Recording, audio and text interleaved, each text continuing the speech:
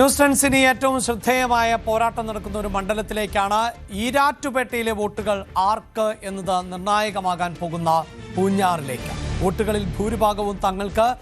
LDF സ്ഥാനാർത്ഥി Sebastian കുളത്തെങ്കിലും UDF സ്ഥാനാർത്ഥി MJ സെബാസ്റ്റ്യനും ഇതേ രീതിയിലുള്ള ഞങ്ങൾക്കാണ് ഏറ്റവും മുൻതൂക്കം എന്ന് അവകാശപ്പെടുന്ന ഒരു മണ്ഡലമാണ്. ഈരാറ്റുപേട്ടയിൽ നിന്ന് 50% വോട്ടുകൾ തനിക്ക് ലഭിക്കും എന്നാണ് BJP സ്ഥാനാർത്ഥി PC ജോർജിന്റെ അവകാശവാദം. ജോർജ് 4ാം സ്ഥാനത്തെത്തുമെന്ന് MJ സെബാസ്റ്റ്യൻ ചൂണ്ടിക്കാണിക്കുമ്പോൾ 2ാം സ്ഥാനം നൽകാൻ സെബാസ്റ്റ്യൻ കുളത്തിങ്കൽ തയ്യാറായി എന്നതാണ് അവിടുത്തെ ഒരു ചിത്രം.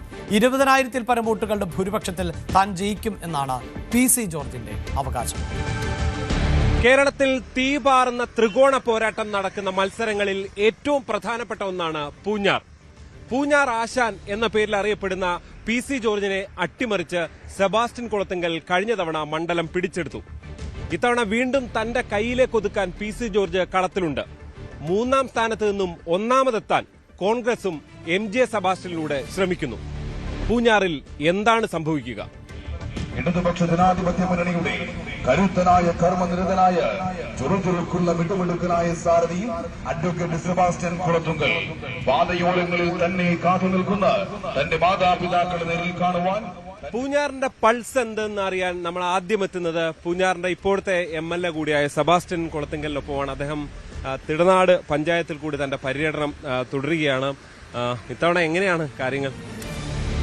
തികഞ്ഞ വിജയപ്രതീക്ഷയിൽ മുന്നോട്ട് പോയിക്കൊണ്ടിരിക്കുകയാണ്. ജനങ്ങളെല്ലായിടത്തും വലിയ സ്വീകരണമാണ് നൽകുന്നത്. മുൻപ് LDFന് കാര്യമായ സ്വാധീനമില്ലാത്ത പ്രദേശങ്ങളിൽ ചെല്ലുമ്പോൾ പോലും ജനങ്ങൾ ഉത്സാഹപൂർവ്വം വരവേൽക്കാൻ എത്തുന്ന ഒരു സമീപനമാണ് പൊതുവിൽ കാണുന്നത്. അതുകൊണ്ട് തന്നെ ഇരട്ടി ആത്മവിശ്വാസത്തോടെയും നല്ല ശുഭാപ്തി വിശ്വാസത്തോടെയും മുന്നോട്ട് പോയിക്കൊണ്ടിരിക്കും.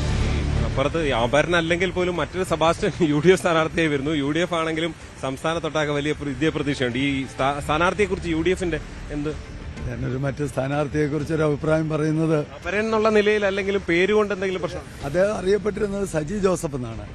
അങ്ങനെയാണ് അറിയാം, സജി തലപ്പലമൊന്നും സജി ജോസഫ്. പക്ഷെ ഈ തെരഞ്ഞെടുപ്പിൽ അദ്ദേഹം അഡ്വക്കേറ്റ് സെബാസ്റ്റ്യൻ എന്ന് തന്നെ ഉപയോഗിച്ചിരിക്കുകയാണ്. അത് സംശയമുണ്ടോ? എന്തുദ്ദേശത്തോടു കൂടിയാണെന്ന് മനസ്സിലാവുന്നില്ല. ഇതൊരു